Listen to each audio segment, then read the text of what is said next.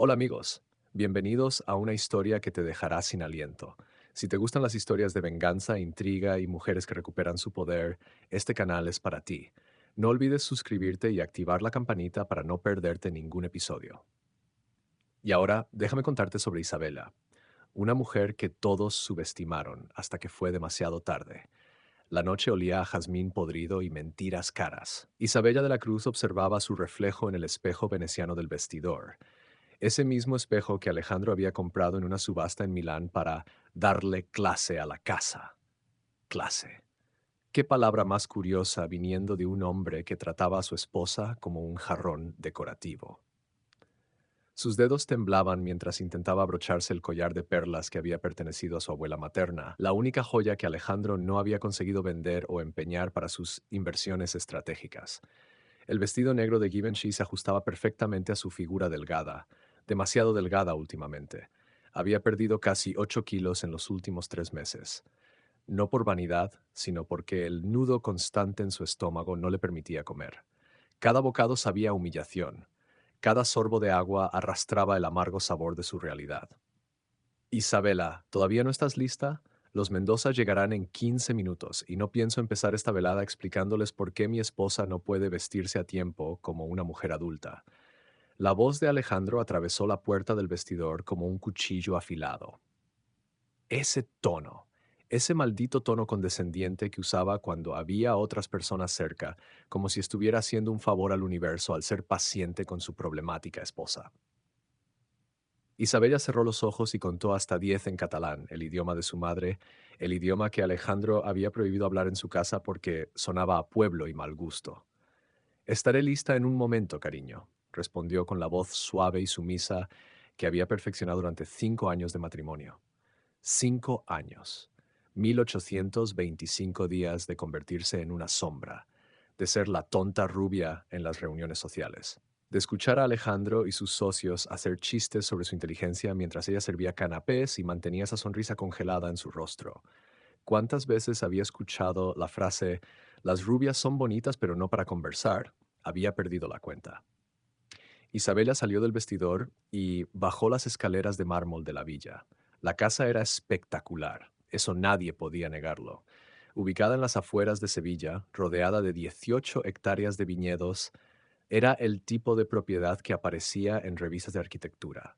Techos altos, con vigas de madera oscura, paredes de piedra antigua, ventanas enormes que daban a los campos de uvas que se extendían hasta donde alcanzaba la vista.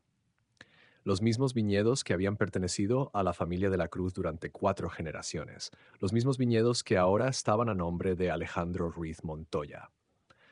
Cuando Isabella llegó al salón principal, Alejandro estaba ajustándose los gemelos de oro. 42 años, cabello oscuro perfectamente peinado hacia atrás, traje Tom Ford azul marino que probablemente costaba más que el tratamiento médico mensual de su madre. Guapo, había que admitirlo. El tipo de guapo que aparece en anuncios de relojes suizos o coches deportivos, el tipo de guapo que esconde un corazón de hielo. Ah, finalmente decides honrarnos con tu presencia, dijo sin mirarla, concentrado en su reflejo en el espejo del recibidor. Intenta no decir ninguna estupidez esta noche, ¿de acuerdo? Los Mendoza están considerando invertir 2 millones en la expansión. No necesito que arruines esto con tus comentarios pintorescos. Isabela sintió el impulso de responder, de defender su inteligencia, su dignidad, pero entonces pensó en su madre. En Carmen de la Cruz, de 73 años, conectada a una máquina de diálisis 3 veces por semana en la clínica San Rafael, 48.000 euros al año. Ese era el precio de mantener viva a su madre. Y Alejandro lo sabía muy bien. Por supuesto, Alejandro, seré discreta. Él finalmente la miró, sus ojos recorriendo su cuerpo de arriba a abajo con la misma emoción con la que uno examinaría un mueble antes de decidir si tirarlo o no. El vestido está bien, al menos sabes cómo verte presentable. Es literalmente lo único que te pido. El timbre sonó. Isabela sintió cómo su cuerpo se tensaba automáticamente. Otra noche de sonrisas falsas, de servir vino caro, de escuchar conversaciones sobre mercados y márgenes de ganancia mientras fingía ser una decoración humana. Pero algo era diferente esta noche. Algo en el aire, una electricidad extraña que no lograba identificar. Alejandro abrió la puerta con esa sonrisa de vendedor que reservaba para clientes importantes. Pero no eran los Mendoza quienes estaban en el umbral. Era Sofía Herrera. Isabella sintió como el suelo se movía bajo sus pies. Sofía maldita Herrera. 34 años, morena, alta, con ese tipo de belleza sofisticada que viene de buenos genes y mejores cirujanos. Vestía un conjunto de pantalón blanco y blusa de seda color vino que probablemente había sido diseñado pensando en su cuerpo específicamente. Su perfume llegó antes que ella, algo francés y exclusivo que debía costar más que el alquiler mensual de un apartamento promedio. Alejandro, perdona la intrusión, dijo Sofía con esa voz ronca suya, esa voz que Isabela había escuchado demasiadas veces en llamadas telefónicas, que Alejandro pensaba que ella no interceptaba. Los Mendoza cancelaron a última hora. Problema con su vuelo desde Madrid. Pero pensé que podríamos aprovechar la noche de todos modos. Tenemos que revisar los contratos para el envío a Colombia. Los Mendoza habían cancelado. Isabella sintió un escalofrío. Alejandro no había mencionado nada, y la forma en que Sofía había dicho aprovechar la noche. Había algo obsceno en esas palabras, algo que iba más allá de su significado literal. Sofía, ¿qué? Sorpresa, respondió Alejandro, pero su tono no sonaba sorprendido en absoluto. Pasa, por favor. Isabella estaba a punto de servir algunos aperitivos. ¿Verdad, Isabella? No era una pregunta, era una orden disfrazada de pregunta. Por supuesto. Enseguida traigo algo de la cocina. Isabella caminó hacia la cocina, cada paso medido, controlado. Pero en cuanto cruzó la puerta batiente, sus manos comenzaron a temblar. Se apoyó contra la encimera de granito, respirando profundamente. No era estúpida. Sabía exactamente qué tipo de socia comercial era Sofía. Lo había sabido desde la primera vez que Alejandro la mencionó hace 8 meses, cuando firmaron el contrato de distribución con una cadena de restaurantes en Bogotá. Preparó una tabla de quesos manchegos, jamón ibérico de bellota y aceitunas gordal. Descorchó una botella del Reserva 2015, uno de los vinos estrella de la bodega, el que había ganado medalla de oro en el concurso de Burdeos 2 años atrás. Irónico. Ese vino había sido creado usando la receta que su abuelo había perfeccionado durante 30 años. Ahora llevaba la etiqueta Ruiz Montoya Premium. Cuando regresó al salón, Isabella casi dejó caer la bandeja. Sofía estaba sentada en el sofá de terciopelo gris, las piernas cruzadas con elegancia estudiada. Y Alejandro estaba sentado demasiado cerca. Su mano descansaba en el respaldo del sofá, apenas rozando el hombro de Sofía. No era un toque accidental, era posesivo, familiar. El tipo de toque que habla de intimidad, de noches compartidas, de secretos susurrados en la oscuridad. Aquí está nuestra anfitriona silenciosa, dijo Sofía con una sonrisa que no llegaba a sus ojos. Isabela, ¿verdad? Alejandro me ha contado tanto sobre ti. ¿En serio? ¿Y qué exactamente le había contado? Que era una idiota conveniente, que había firmado todos los papeles que él puso frente a ella porque confiaba en él, que había renunciado a su propio apellido, a su herencia, a su dignidad.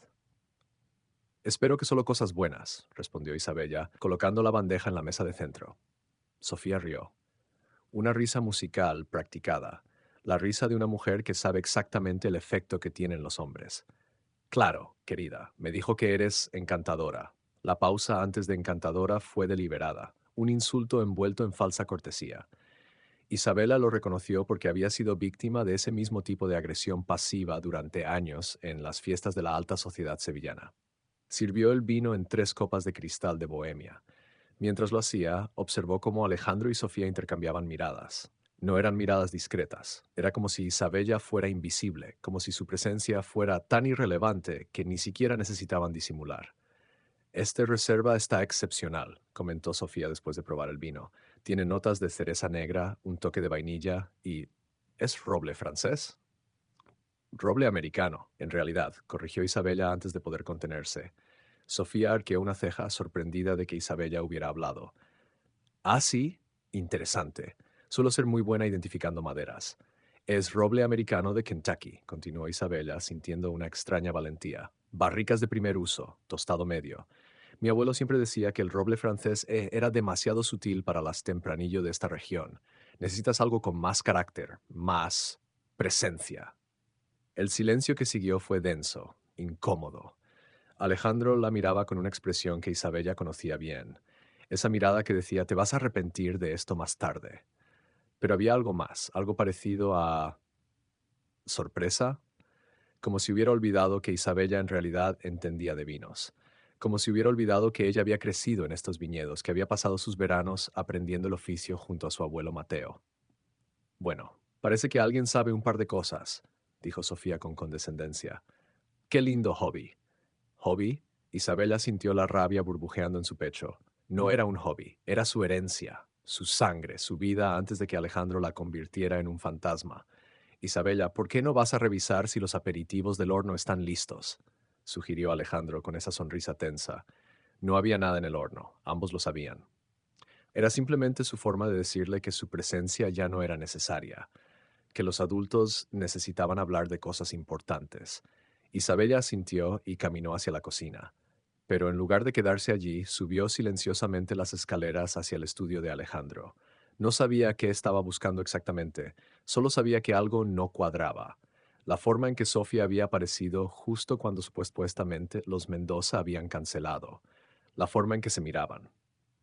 La forma en que Alejandro había estado más distante que nunca en las últimas semanas. El estudio de Alejandro era un santuario masculino. Paredes forradas de libros que probablemente nunca había leído, un escritorio de caoba maciza y ese olor a tabaco de pipa y ambición que parecía impregnar cada rincón. Isabel había estado allí quizás 3 veces en 5 años. Estaba prohibido, como tantas otras cosas, en su propia casa. El laptop estaba sobre el escritorio, cerrado. Isabella dudó. Esto era cruzar una línea. ¿Pero qué línea exactamente? ¿La línea de la confianza?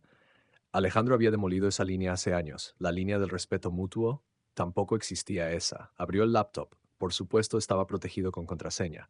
Pero Isabela conocía a Alejandro. Era arrogante, predecible. Probó primero Ruiz 2019, el año en que habían comprado la bodega. Nada. Luego Sofía 1989, el año de nacimiento que había escuchado mencionar en una conversación. Nada. Entonces lo intentó con Isabella 992, su propio año de nacimiento. La pantalla se iluminó. Isabella no sabía si reír o llorar.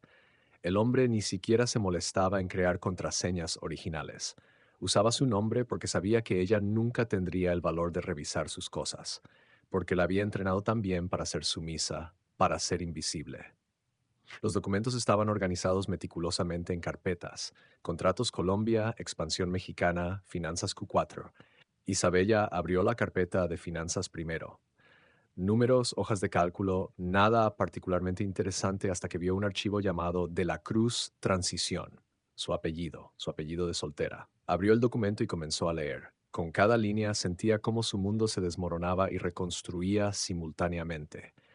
Había correos electrónicos, decenas de ellos, entre Alejandro y un tal Gerardo Paniagua, especialista en gestión de recursos agrícolas. El primer correo databa de hace 14 meses. Gerardo, necesito que los viñedos de la Cruz experimenten una crisis natural, nada rastreable, plaga, deficiencia mineral, lo que sea que parezca accidente. Tengo compradores interesados, pero el precio está demasiado alto. Si la producción cae un 40%, puedo negociar la valoración. Pago lo usual. Ah. Isabela tuvo que leer el correo 3 veces antes de que su cerebro procesara lo que estaba viendo. Alejandro, su esposo, el hombre con el que compartía cama, el hombre que había jurado amarla y protegerla, había saboteado deliberadamente los viñedos de su familia. Continuó leyendo. Cada correo era una puñalada. Gerardo, excelente trabajo con el sulfato de cobre contaminado. La cosecha del sector norte está completamente arruinada. Isabella está devastada, pero es demasiado tonta para sospechar algo. Sigue adelante con la fase 2. Ah. Confirmo que el sistema de riego ha sido accidentalmente sobresalinizado. En 6 semanas esos viñedos no valdrán ni la mitad. Perfecto timing para mi oferta de compra a los hermanos de la Cruz. Las manos de Isabella temblaban tanto que apenas podía sostener el ratón. Recordaba esos momentos. Recordaba llorar en el viñedo cuando descubrieron que toda la cosecha del sector norte estaba perdida. Recordaba cómo Alejandro la había consolado, cómo le había dicho que estas cosas pasaban, que la agricultura era impredecible.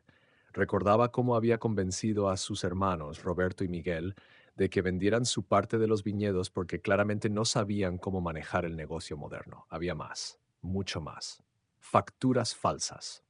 Productos químicos comprados bajo nombres de empresas fantasma, reportes de laboratorio alterados. y luego, en una carpeta separada, encontró algo que hizo que su corazón se detuviera. Fotografías, Alejandro y Sofía, en una habitación de hotel, en poses que no dejaban espacio para la interpretación, fechadas hace 6 meses durante el viaje de negocios a Barcelona del que Alejandro había regresado con ese collar de perlas falsas para ella como disculpa por estar ausente. Había más fotografías, en restaurantes caros, en la playa, una de Sofía usando el reloj Cartier que Isabella había creído que Alejandro había comprado para su aniversario. Resultó que sí lo había comprado para un aniversario, solo que no el de su matrimonio con Isabella.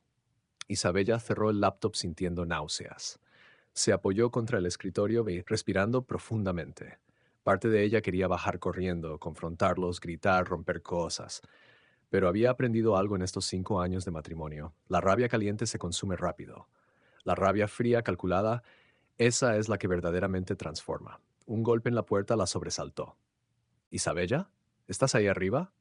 La voz de Alejandro sonaba impaciente. Ella se recompuso rápidamente, alisando su vestido, secándose las lágrimas que no se había dado cuenta que estaban cayendo. Sí, solo estaba buscando unos documentos para el seguro médico de mamá. Bajó las escaleras con cuidado. Alejandro estaba al pie de la escalera, mirándola con esa expresión de sospecha controlada. ¿Documentos del seguro? ¿A las 11 de la noche? El hospital llamó esta tarde. Necesitan actualizar la información, mintió Isabella con una facilidad que la sorprendió a ella misma. Alejandro estudió su rostro por un momento que pareció eterno. Finalmente asintió. Sofía se está yendo. Ven a despedirte. Sería de mala educación no hacerlo. Isabella siguió a Alejandro hasta la entrada. Sofía ya estaba en la puerta, acomodándose una chaqueta de cuero suave que definitivamente no llevaba cuando llegó. La chaqueta que Isabella había visto colgada en el armario de Alejandro la semana pasada y que él había jurado era nueva. Fue una velada. Interesante, dijo Sofía, mirando directamente a Isabella. Espero que podamos repetirla pronto. Seguramente, respondió Isabella con una sonrisa que había perfeccionado, amable, vacía, totalmente falsa. Observó cómo Alejandro acompañaba a Sofía hasta su Mercedes plateado. Cómo se inclinaba para besarla en la mejilla, pero sus labios rozaban peligrosamente cerca de su boca. Cómo su mano descansaba en su cintura un segundo más de lo necesario. Cuando Alejandro regresó, Isabela ya estaba en la cocina, lavando las copas de vino. Déjalas. La empleada las lavará mañana, dijo Alejandro, aflojándose la corbata. Prefiero hacerlo yo. No puedo dormir. Últimamente nunca puedes dormir. Deberías ver a un doctor. Tal vez te receten algo. Sí, pensó Isabella. Tal vez debería ver a un doctor. Un doctor que pueda tratar el envenenamiento por matrimonio tóxico. Alejandro subió las escaleras hacia su habitación y después de unos minutos Isabella escuchó la ducha. Se quedó en la cocina mirando las copas de vino, viendo su reflejo distorsionado en el cristal. En ese momento algo cambió dentro de ella. Algo fundamental, irreversible. Durante 5 años había sido la esposa sumisa, la rubia tonta, la decoración humana. Había permitido que Alejandro definiera quién era ella, cuánto valía, qué podía o no podía hacer. Había permitido que convirtiera su herencia en la de él, que transformara su historia familiar en su imperio personal. Pero mientras observaba esas copas de vino, Isabella la Cruz recordó algo que su abuelo Mateo le había dicho cuando tenía 12 años, durante una de sus lecciones en los viñedos. Mija, el vino es como la venganza. Mejora con el tiempo, pero solo si sabes exactamente cómo cultivarlo. Isabella sonrió. Por primera vez en años sintió algo parecido a la esperanza. No la esperanza ingenua de que las cosas mejorarían, sino la esperanza oscura y deliciosa de que estaba a punto de tomar control de su propia historia. Alejandro no sabía con quién estaba jugando. Pensaba que había domesticado a Isabella, que había apagado su fuego, pero lo único que había hecho era forzarla a quemar más lento, más caliente, más peligrosamente. Y ahora, finalmente, Isabella estaba lista para explotar. Los siguientes 3 días fueron una actuación digna de un Oscar. Isabella se movía por la casa como siempre lo había hecho, silenciosa, eficiente, invisible. Preparaba el café de Alejandro exactamente como le gustaba, con 2 terrones de azúcar y un chorrito de leche desnatada. Planchaba sus camisas con precisión militar. Sonreía cuando él hacía comentarios despectivos sobre su falta de sofisticación. Pero detrás de esa máscara de sumisión, su mente trabajaba como una máquina de guerra. Cada mañana, mientras Alejandro estaba en la bodega supervisando la producción, Isabella se encerraba en el estudio y copiaba archivos. Correos electrónicos comprometedores, facturas falsificadas, fotografías de Alejandro y Sofía en situaciones que destruirían su reputación de empresario íntegro. Transfirió todo a una memoria USB que escondió dentro de una lata de té verde en la cocina, el último lugar donde Alejandro pensaría buscar algo importante. Pero la información no era suficiente. Isabella necesitaba entender el verdadero alcance del imperio de mentiras que Alejandro había construido. Y para eso necesitaba ayuda de alguien que conociera los secretos más oscuros del negocio del vino en Andalucía. El jueves por la tarde, Isabella condujo hasta el barrio de Triana en Sevilla. Las calles estrechas olían a azahar y fritanga de pescado. Era un contraste brutal con la esterilidad controlada de la villa. Aquí la vida sucedía en las aceras, en los balcones, en las plazas donde los viejos jugaban dominó mientras discutían de política y fútbol. Isabella estacionó frente a un bar de tapas llamado El Rincón de Mateo. Su corazón se encogió al ver el nombre. Mateo.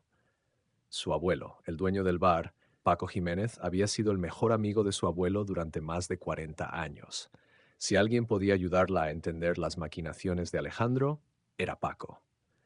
El interior del bar era exactamente como Isabella lo recordaba de su infancia. Paredes decoradas con azulejos andaluces, jamones colgando del techo, el mostrador de madera oscura marcado por décadas de codos apoyados y copas derramadas. Paco estaba detrás de la barra, 78 años, pero todavía con esa energía que hacía que la gente gravitara hacia él. «Virgen Santísima», exclamó Paco cuando la vio. «¿Isabella? ¿Eres tú, niña?» Isabella sintió un nudo en la garganta. Hacía 3 años que no visitaba a Paco. Alejandro había sugerido que cortara lazos con las amistades inapropiadas de su pasado, otro de sus brillantes métodos de aislamiento que Isabella había sido demasiado ciega para reconocer. «Hola, tío Paco», dijo, usando el título cariñoso que había empleado desde niña aunque no tuvieran lazos de sangre. Paco salió de detrás de la barra y la abrazó con fuerza. Olía a tabaco y a ese colonia antigua que todos los hombres de su generación parecían usar. «Mírate, estás en los huesos», dijo, apartándola para examinarla con ojos críticos. «Ese cabrón no te está alimentando bien, ¿verdad?» Isabella rió, pero fue una risa amarga. «Ese cabrón tiene otros defectos más graves que su falta de habilidades culinarias». Paco arqueó las cejas, sorprendido. La Isabela que conocía nunca hablaría así de su marido. «Ven, siéntate. Te prepararé algo de comer y me cuentas qué te trae por aquí después de tanto tiempo». Y mientras Paco preparaba un plato de jamón, queso manchego y pan con tomate, Isabella le contó todo. No omitió ningún detalle. Los correos sobre el sabotaje, las fotografías de Sofía para los años de humillación constante, el chantaje emocional usando la enfermedad de su madre como arma. Con cada palabra sentía como si estuviera liberando un veneno que había estado conteniendo durante demasiado tiempo. Paco escuchó en silencio, su expresión volviéndose más sombría con cada revelación. Cuando Isabella terminó, él golpeó el mostrador con tanta fuerza que las copas tintinearon. «Tu abuelo estaría revolcándose en su tumba», dijo Paco, su voz temblando de rabia. «Mateo amaba esos viñedos más que a nada en este mundo, excepto a ti y a tu madre. Y ese hijo de puta los destruyó deliberadamente. Los envenenó como quien envenena un pozo». «Lo sé», susurró Isabela, «y lo peor es que yo se lo permití. Firmé los papeles. Confié en él. Fui tan estúpida». «Basta», interrumpió Paco. «No eres estúpida, Isabella. Fuiste manipulada por un maestro de la manipulación. Hay una diferencia. Pero ahora que sabes la verdad, ¿qué piensas hacer? Esa era la pregunta, ¿verdad? ¿Qué haría?» Isabella había pasado las últimas noches despierta pensando exactamente en eso. Podría ir a la policía, pero Alejandro tenía conexiones. Abogados caros, amigos en lugares importantes. Podría convertir cualquier acusación en una batalla legal que duraría años y la dejaría arruinada. Podría divorciarse, pero entonces perdería todo, la casa, los viñedos y, lo más importante, el dinero para el tratamiento de su madre. No, necesitaba algo más inteligente, más definitivo. «Necesito destruirlo», dijo Isabel en voz baja. «No solo humillarlo o exponerlo, necesito quitarle todo lo que robó, los viñedos, su reputación, su imperio de mentiras. Todo». Paco la miró durante un largo momento, luego asintió lentamente. «Tu abuelo me hizo prometer algo antes de morir», dijo. Me hizo jurar que si alguna vez necesitabas ayuda, sin importar qué tipo de ayuda, yo estaría ahí. Creo que sabía que ese hombre era peligroso incluso entonces. ¿Qué tipo de ayuda puedes ofrecer, tío Paco? Preguntó Isabella, sintiendo una chispa de esperanza. Paco sonrió, y fue el tipo de sonrisa que sugería décadas de experiencia en navegar las turbias aguas del mundo de los negocios andaluces. Conozco gente, niña.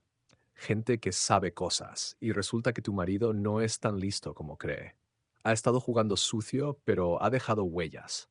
Huellas que las personas correctas pueden seguir.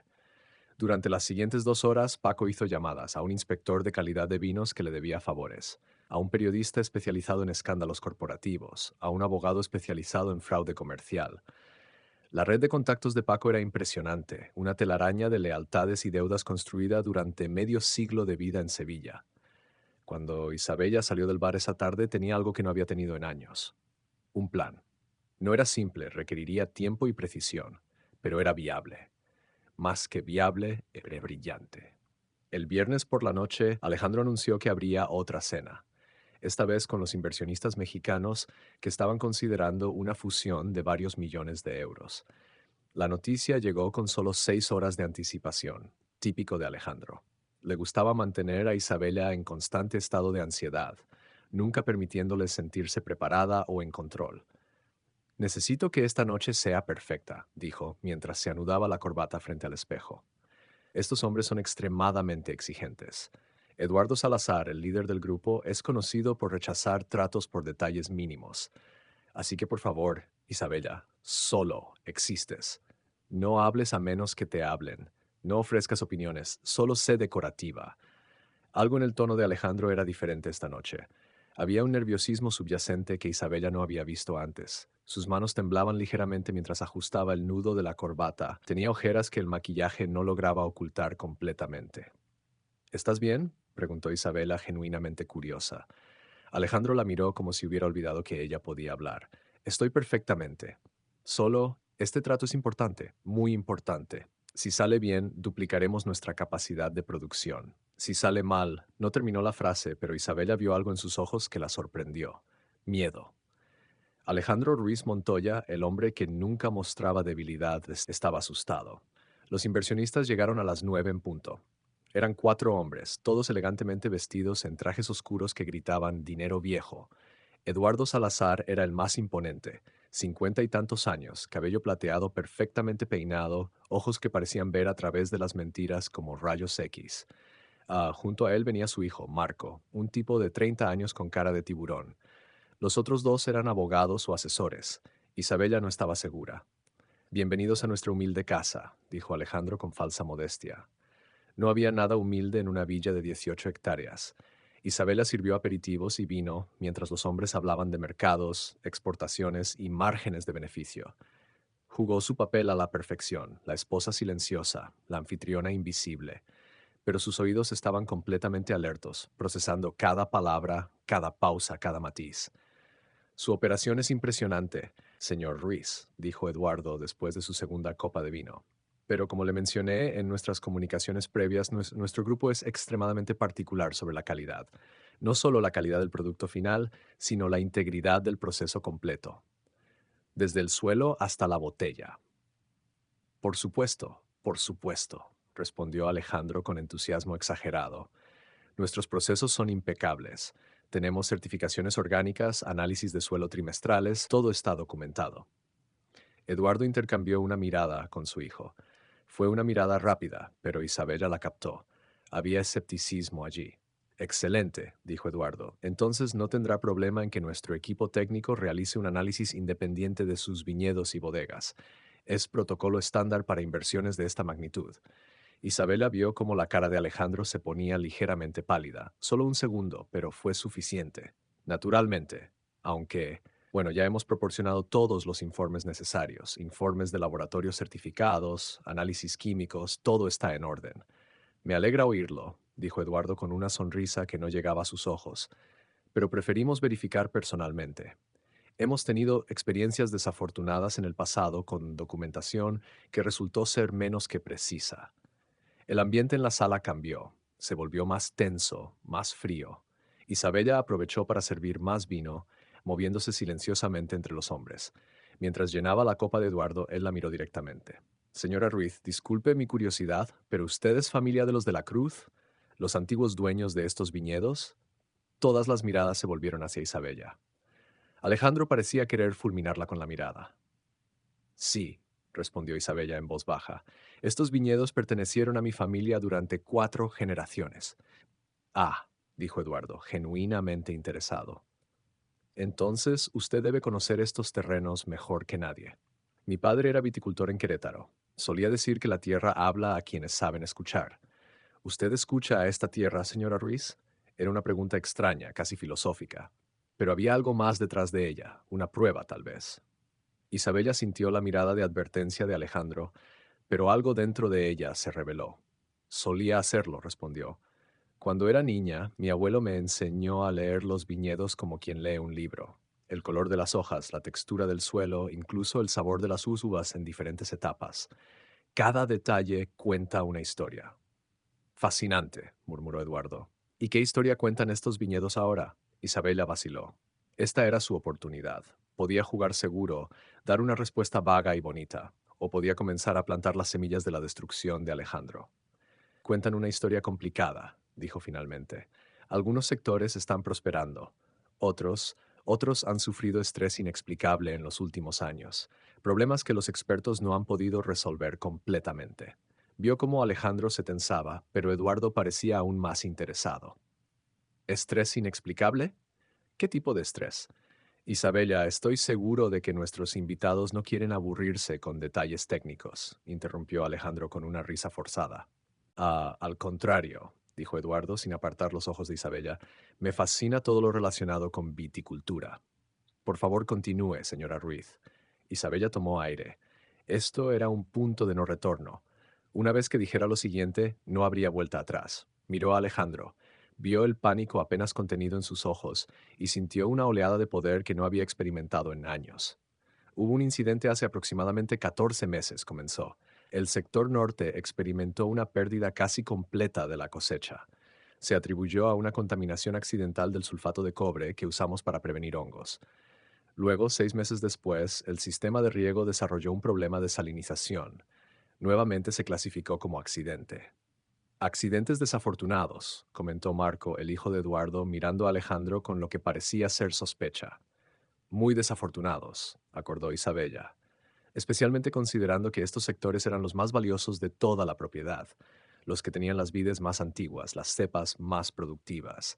El silencio que siguió fue absoluto. Eduardo miraba a Alejandro con una expresión completamente nueva. Ya no había cordialidad profesional. Había algo más duro, más peligroso. Señor Ruiz, dijo Eduardo lentamente, ¿estos incidentes fueron reportados en los informes de producción que nos proporcionó? Alejandro se aclaró la garganta. Isabella podía ver el sudor formándose en su frente. Bueno, técnicamente sí, pero el impacto fue mínimo en la producción general. No queríamos hacer una montaña de un grano de arena. Un grano de arena, repitió Eduardo. Interesante forma de describir la pérdida de 2 sectores completos de producción. La tensión era tan espesa que se podía cortar con un cuchillo. Los abogados de Eduardo intercambiaban miradas significativas. Uno de ellos sacó su teléfono y comenzó a tomar notas. Creo, dijo Eduardo, poniéndose de pie, que necesitamos realizar ese análisis independiente mucho antes de lo planeado. De hecho, me gustaría que nuestro equipo técnico llegara mañana mismo. Mañana es sábado, protestó Alejandro débilmente. Los viñedos no descansan los fines de semana, señor Ruiz, ni tampoco nuestra diligencia debida. La reunión terminó abruptamente. Los mexicanos se marcharon con promesas vagas de estar en contacto. Cuando la puerta se cerró detrás de ellos, Alejandro se volvió hacia Isabela con una furia que ella no había visto nunca. ¿Qué mierda fue eso? Gritó, su voz rebotando en las paredes de mármol. Isabella lo miró con calma. Extrañamente, no sentía miedo. Sentía algo más parecido a alivio. Fue honestidad, Alejandro, un concepto que probablemente te resulte extraño. Alejandro avanzó hacia ella, su cara roja de rabia. ¿Sabes lo que acabas de hacer? ¿Tienes la más mínima idea? Esos hombres representan una inversión de 20 millones de euros. 20 millones. Y tú, con tu estúpida necesidad de hablar cuando nadie te lo pidió, probablemente acabas de destruir todo. ¡Qué tragedia!, dijo Isabella con una calma que la sorprendió a ella misma. Aunque técnicamente fuiste tú quien destruyó dos sectores de producción deliberadamente, yo solo mencioné los hechos. La bofetada vino de la nada. La mano de Alejandro conectó con su mejilla con tanta fuerza que Isabella cayó contra la pared. El dolor era agudo, ardiente, pero lo que más la impactó fue la claridad que trajo. En ese momento, mirando a Alejandro, viendo su cara distorsionada por la rabia, Isabella supo con absoluta certeza que había tomado la decisión correcta. Te vas a arrepentir de esto, siseó Alejandro, de esto y de cada palabra que salió de tu boca esta noche.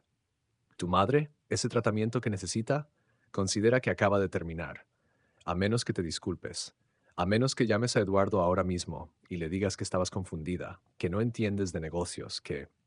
No, dijo Isabella simplemente. Alejandro la miró como si ella hubiera crecido una segunda cabeza. Perdón, he dicho no, no voy a disculparme, no voy a llamar a nadie, y definitivamente no voy a permitir que me golpees otra vez. Isabella se apartó de la pared, enderezándose. Su mejilla ardía, pero mantuvo la cabeza en alto. Si tocas a mi madre, si intentas cortar su tratamiento, te prometo que lo que acabo de hacer esta noche parecerá un juego de niños comparado con lo que viene después. Por un momento, solo un momento, Isabella vio miedo en los ojos de Alejandro. Luego él rió, una risa áspera y desagradable. ¿Amenazas? ¿Tú? La pequeña Isabella, que no puede ni siquiera elegir qué vestido ponerse sin mi aprobación. Por favor. Alejandro subió las escaleras, todavía murmurando insultos. Isabella se quedó en el recibidor, tocándose la mejilla hinchada. En su bolsillo su teléfono vibró. Un mensaje de Paco. Todo listo. Los domingos tu abuelo solía decir, la venganza es un plato que se sirve frío, pero el vino de venganza debe servirse en el momento perfecto. Ese momento está llegando. Isabella sonrió a pesar del dolor. Sí, el momento estaba llegando. Y cuando llegara, Alejandro ni siquiera sabría que lo golpeó. El sábado amaneció con un cielo plomizo que prometía tormenta. Isabela se despertó en el sofá del salón, donde había dormido después de que Alejandro subiera furioso a su habitación. Su mejilla seguía hinchada, un recordatorio púrpura y amarillento de que había cruzado un punto de no retorno. Alejandro bajó a las 9, ya vestido con pantalones beige y una camisa polo azul marino. Ni siquiera la miró mientras preparaba su café. Los mexicanos llegarán a las 11 con su equipo técnico, dijo con voz tensa. Vas a quedarte en tu habitación. No quiero verte, no quiero oírte, no quiero que existas hasta que se vayan. ¿Entendido? Isabella asintió silenciosamente. Perfecto. Su ausencia visible solo haría que su presencia invisible fuera más efectiva. A las 10:30, Isabella estaba escondida en el pequeño despacho del segundo piso que daba vista a los viñedos. Desde la ventana podía ver todo: el camino de grava que conducía a la bodega principal, los sectores norte y oeste donde Alejandro había ejecutado su sabotaje, y la zona de cata donde seguramente se desarrollaría gran parte de la inspección. 3 vehículos llegaron puntualmente. Eduardo y su Marco en un Mercedes negro, seguidos por 2 SUVs que transportaban lo que parecía ser un equipo completo de técnicos y científicos. Isabela contó 7 personas con maletines de equipamiento, cajas de muestras y computadoras portátiles. Observó cómo Alejandro los recibía con esa sonrisa de vendedor que también conocía. Pero incluso desde la distancia, Isabella podía ver la rigidez en sus hombros, la forma en que sus manos se movían nerviosamente. Durante las siguientes 3 horas, el equipo mexicano se dispersó por la propiedad como hormigas meticulosas. Tomaron muestras de suelo de al menos 20 puntos diferentes. Arrancaron hojas de las vides, recogieron uvas, fotografiaron todo. Uno de los técnicos incluso tomó muestras del agua del sistema de riego. Isabella observaba todo con una mezcla de satisfacción y nerviosismo. Había puesto la bola en movimiento, pero ahora las cosas estaban fuera de su control. Todo dependía de qué tan buenos fueran esos técnicos y qué tan descuidado hubiera sido Alejandro al cubrir sus rastros. A las 2 de la tarde, el equipo se reunió en la bodega principal. Isabella vio cómo Alejandro los guiaba por las instalaciones, señalando barricas, explicando procesos. Parecía estar recuperando algo de su confianza habitual. Entonces su teléfono sonó. Era Paco. Isabella, escucha con atención. Ese periodista que te mencioné, Javier Montero, acaba de publicar un artículo preliminar en su blog. Nada definitivo todavía, solo planteando preguntas sobre prácticas cuestionables en la industria vitivinícola andaluza. Menciona un caso bajo investigación sin dar nombres, pero la gente que importa sabrá de quién está hablando. ¿Tan rápido?, preguntó Isabella, sorprendida. Cuando tienes las pruebas correctas, las cosas se mueven rápido, respondió Paco. Y hablando de pruebas, ese inspector de calidad que conozco, Ramón Estevez, está ahora mismo revisando los informes que Alejandro presentó a las autoridades europeas para mantener sus certificaciones orgánicas. Resulta que hay discrepancias interesantes. Isabela sintió un escalofrío de anticipación. Las piezas estaban cayendo en su lugar más rápido de lo que había esperado. ¿Y el abogado? Antonio Garcés está preparando la documentación para presentar una demanda civil por fraude y apropiación indebida. Necesitaremos que declares, por supuesto, pero con lo que has recopilado, más lo que Ramón está encontrando, tenemos un caso sólido. Isabella colgó y volvió a mirar por la ventana. Los mexicanos estaban saliendo de la bodega, pero algo era diferente. Eduardo ya no sonreía cortésmente. Su expresión era de piedra fría. Marco hablaba furiosamente por teléfono. Los técnicos empacaban su equipo con movimientos bruscos, urgentes. Entonces vio algo que hizo que su corazón se acelerara. Uno de los abogados mexicanos sacó un documento de su maletín y se lo entregó a Alejandro. Incluso desde la distancia, Isabella podía ver cómo la postura de Alejandro cambiaba. Se encogió, como si el papel pesara toneladas. Eduardo dijo algo, breve y cortante. Luego se dio la vuelta y caminó hacia su coche sin mirar atrás. El resto del equipo lo siguió. En menos de 5 minutos, los 3 vehículos desaparecieron por el camino de grava, dejando solo nubes de polvo. Alejandro se quedó parado en medio del patio durante un largo minuto. Luego, con un grito de rabia que Isabella pudo escuchar incluso desde el segundo piso, tiró el documento al suelo y lo pisoteó repetidamente. Isabella bajó las escaleras lentamente. Encontró a Alejandro en su estudio, la botella de whisky escocés que reservaba para ocasiones especiales, ya medio vacía a las 3 de la tarde. Se acabó, murmuró él mirando fijamente la pared. Todo se acabó. 20 millones de euros, desaparecidos. Y no solo eso. Eduardo va a hablar, va a contarle a toda la industria que mis informes son fraudulentos, que mis procesos son una mentira. Nadie querrá hacer negocios conmigo. Nadie. Por primera vez en 5 años, Isabella se sentó en el estudio sin pedir permiso. Se acomodó en la silla de cuero frente al escritorio de Alejandro y cruzó las piernas con elegancia. «Qué pena», dijo con voz completamente neutral. Alejandro levantó la vista, sus ojos inyectados en sangre. «Qué pena. Eso es todo lo que tienes que decir. Esto es culpa tuya. Si hubieras mantenido tu maldita boca cerrada». «Si yo hubiera mantenido mi boca cerrada», interrumpió Isabella con una calma helada, «eventualmente tus mentiras habrían salido a la luz de todos modos». Los mexicanos no son idiotas, Alejandro. Iban a descubrir la verdad. Lo único que hice fue acelerar lo inevitable. Alejandro se puso de pie tan bruscamente que su silla se volcó. «Te voy a destruir por esto. Te voy a quitar todo. Esta casa, los viñedos, cada centavo. Vas a terminar en la calle mendigando y tu madre puede pudrirse en un hospital público mientras espera años por un trasplante que nunca llegará».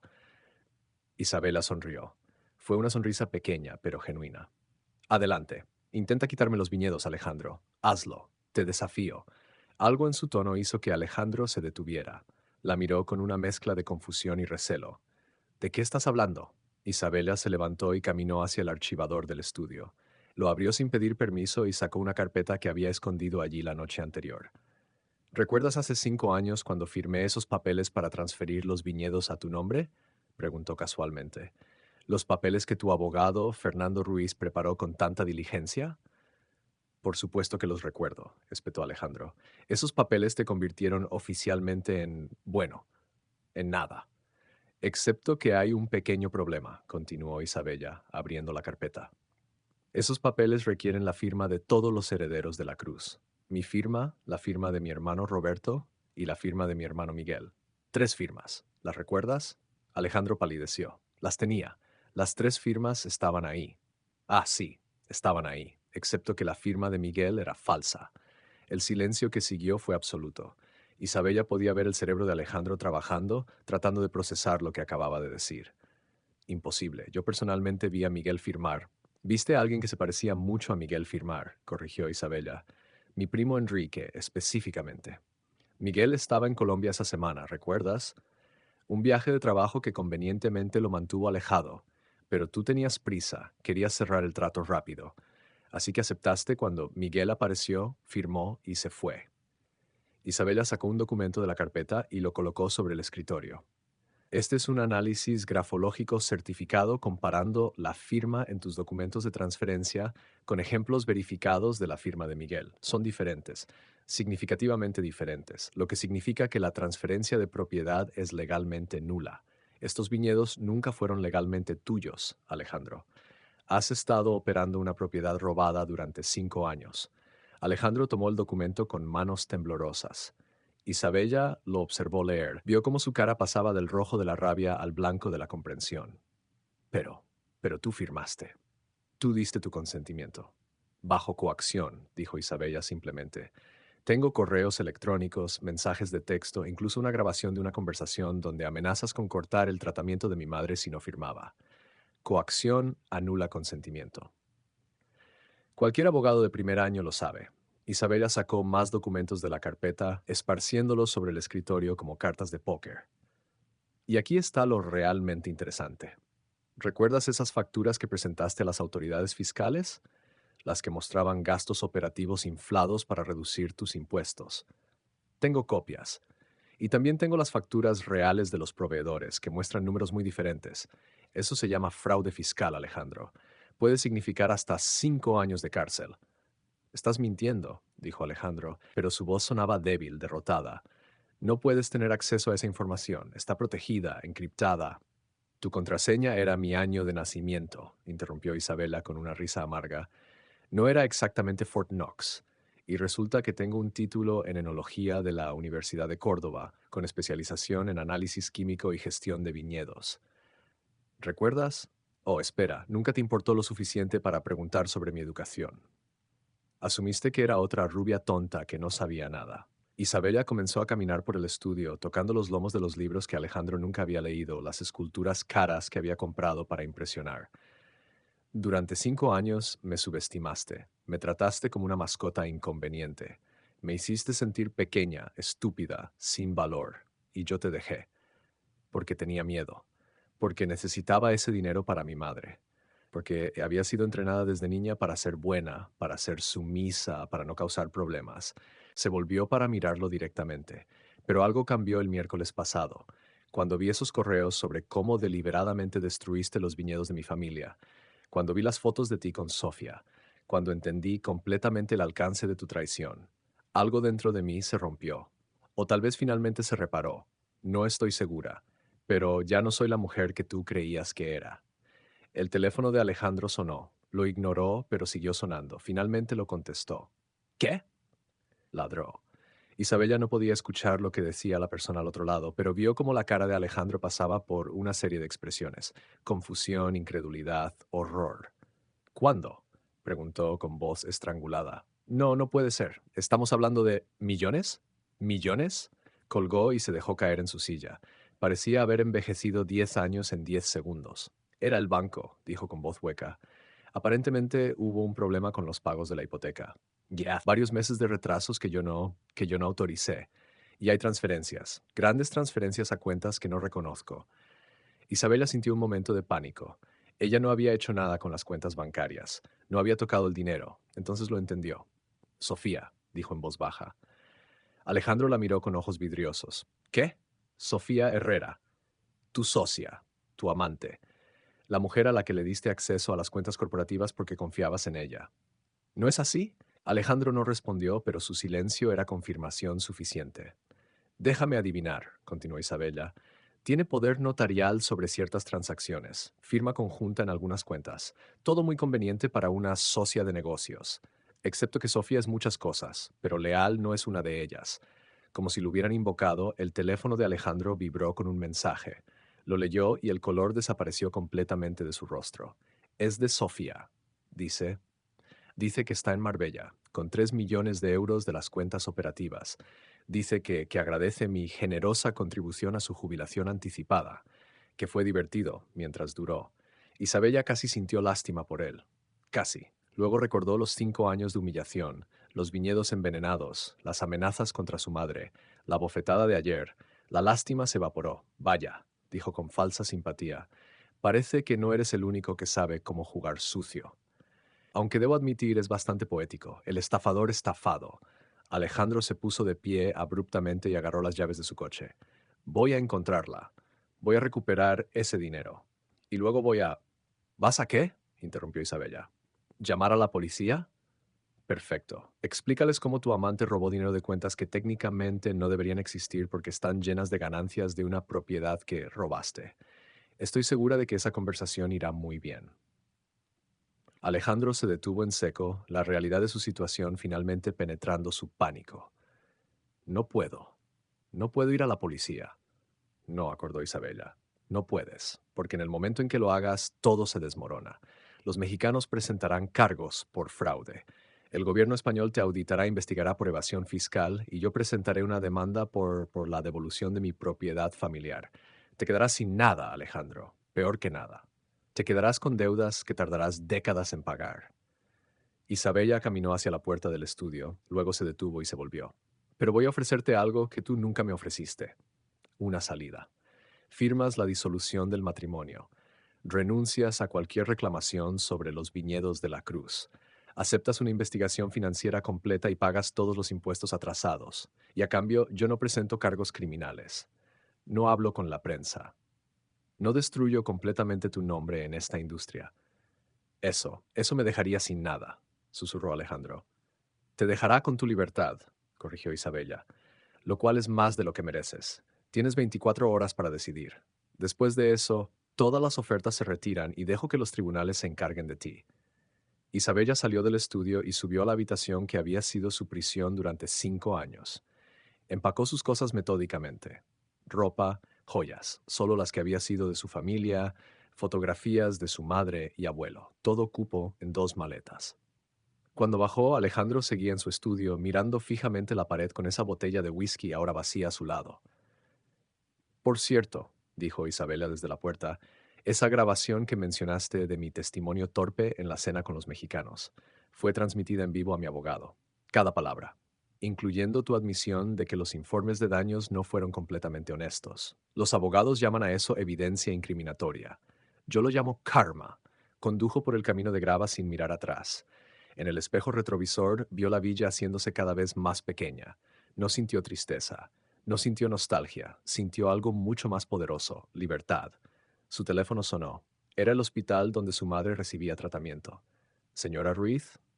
Bueno, supongo que pronto será señorita de la Cruz nuevamente, dijo la directora financiera con una sonrisa audible en su voz. Queríamos confirmar que recibimos la transferencia bancaria por los próximos 2 años de tratamiento. ¿78.000 euros? Es extremadamente generoso. Isabella frunció el ceño. ¿Transferencia? Yo no hice ninguna transferencia. Oh, dice aquí que vino de una cuenta corporativa. Ruiz Montoya Enterprises, específicamente, con una nota que dice pago final de deuda moral. Pensamos que ustedes lo habían arreglado entre ustedes. Isabela colgó lentamente, miró por el espejo retrovisor hacia la villa que ahora era solo un punto en la distancia. ¿Había sido Alejandro? ¿Un último gesto de algo parecido a la decencia?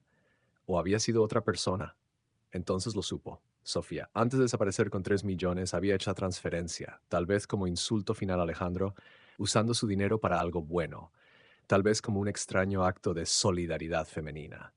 Isabela nunca lo sabría con certeza. Condujo directamente a Triana, al bar de Paco. Cuando entró, encontró a toda una sala llena de personas esperándola. Su madre Carmen, luciendo más fuerte de lo que había estado en años, con lágrimas corriendo por su rostro, sus hermanos Roberto y Miguel, sonriendo orgullosamente. Paco, levantando una copa de vino. Bienvenida a casa, Isabella de la Cruz, dijo Paco, la verdadera propietaria de los viñedos de la Cruz. Esa noche, Isabella durmió en la pequeña habitación sobre el bar de Paco, la misma habitación donde había pasado veranos enteros como niña. Era simple, casi espartana comparada con la lujosa villa, pero era suya, verdaderamente suya. 2 meses después, Isabella caminaba por los viñedos al amanecer, sus botas crujiendo sobre la tierra húmeda. Los sectores norte y oeste, los que Alejandro había envenenado, estaban siendo rehabilitados. Tomaría al menos 2 años, pero con el tratamiento adecuado, las vides se recuperarían. La tierra siempre se recupera, le había enseñado su abuelo. Solo necesita paciencia y cuidado. El proceso legal había sido sorprendentemente rápido. Con toda la evidencia que Isabella había recopilado, más los hallazgos del inspector Ramón Esteves y el testimonio de los técnicos mexicanos, Alejandro no tuvo más opción que firmar. Los viñedos fueron devueltos a la familia de la Cruz. El matrimonio fue anulado basándose en fraude y coacción. Alejandro aceptó pagar los impuestos atrasados mediante un plan de pagos que lo mantendría endeudado durante al menos 10 años. En cuanto a Sofía, nunca fue encontrada. Los 3 millones habían desaparecido en una red compleja de cuentas offshore. Isabella decidió no perseguirla. De alguna manera sentía que Sofía había jugado su parte en todo esto. Había sido el catalizador que forzó a Alejandro a mostrar su verdadera naturaleza. El pequeño edificio de administración ahora tenía un nuevo letrero: Bodegas de la Cruz, establecido en 1924. Isabel había decidido volver a las raíces de la empresa familiar, enfocándose en vinos de calidad superior en lugar de producción masiva. Su primer pedido importante llegó de una fuente inesperada: Eduardo Salazar y su grupo de inversionistas mexicanos. Resultó que Eduardo respetaba la honestidad por encima de todo, incluso cuando esa honestidad arruinaba sus planes iniciales. Quería hacer negocios con alguien de integridad, alguien que conociera la tierra y la respetara. Señorita de la Cruz, había dicho Eduardo durante su última videollamada, mi padre siempre decía que el mejor vino viene de viñedos que son amados. Puedo ver que usted ama esta tierra, y eso vale más que cualquier informe financiero. Isabella estaba en la bodega cuando su teléfono sonó. Era un número que no reconocía. Diga, Isabella. La voz era suave, casi tímida, una voz que Isabella no había escuchado en 2 meses. Alejandro, yo solo quería que supieras que firmé los últimos papeles hoy. La transferencia está completa. Los viñedos son oficialmente tuyos. Todos ellos. Hubo una larga pausa. Isabela podía escuchar su respiración al otro lado de la línea. Y quería decir, lo siento no es suficiente. Lo sé, pero lo siento. Por todo. Eras la única cosa real en mi vida y la destruí porque no podía soportar que fueras más fuerte que yo, que fueras mejor que yo. Isabella no sabía qué decir. Parte de ella quería gritarle, enumerarle cada herida, cada humillación, pero otra parte, una parte más sabia, simplemente quería cerrar este capítulo. Gracias por llamar, Alejandro, y gracias por finalmente decir la verdad. Espero que encuentres paz, de verdad, pero lejos de mí. Colgó antes de que él pudiera responder. No era perdón, no exactamente, pero era clausura. Esa noche Isabella organizó una pequeña cena en los viñedos. Solo familia y amigos cercanos. Paco preparó su famoso cordero asado. Su madre, finalmente sintiéndose lo suficientemente bien como para salir del hospital por unas horas, se sentó en el lugar de honor. Roberto y Miguel trajeron a sus familias. Los niños corrían entre las hileras de vides mientras los adultos brindaban con el Reserva 2015, el vino que llevaba el alma de 4 generaciones. Un brindis, dijo Isabella, levantando su copa, por la tierra que nos sostiene, por la familia que nos ama, y por tener el coraje de reclamar lo que siempre fue nuestro. Salud, gritaron todos al unísono. Mientras el sol se ponía sobre los viñedos, tiñendo el cielo de naranjas y rosas, Isabella sintió algo que no había sentido en años: paz completa. No era el final de su historia, era apenas el comienzo. Había aprendido que a veces necesitas perderlo todo para encontrar tu verdadero valor, que el silencio puede ser estrategia, que la paciencia puede ser poder, y que nunca jamás subestimes a una mujer que ha decidido recuperar su vida. Los viñedos de la Cruz florecerían nuevamente, pero esta vez bajo el cuidado de alguien que los amaba por lo que eran, no por lo que representaban. Y eso hacía toda la diferencia. Isabella de la Cruz, la mujer que todos habían pensado que era solo una decoración bonita, se había convertido en la reina de su propio imperio. Y esta vez nadie se lo quitaría, porque algunas mujeres no buscan venganza, buscan justicia, y cuando finalmente la encuentran es más dulce que el mejor vino jamás creado. Fin.